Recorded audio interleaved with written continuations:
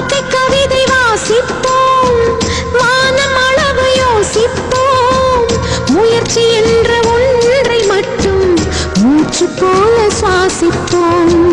லட்சம்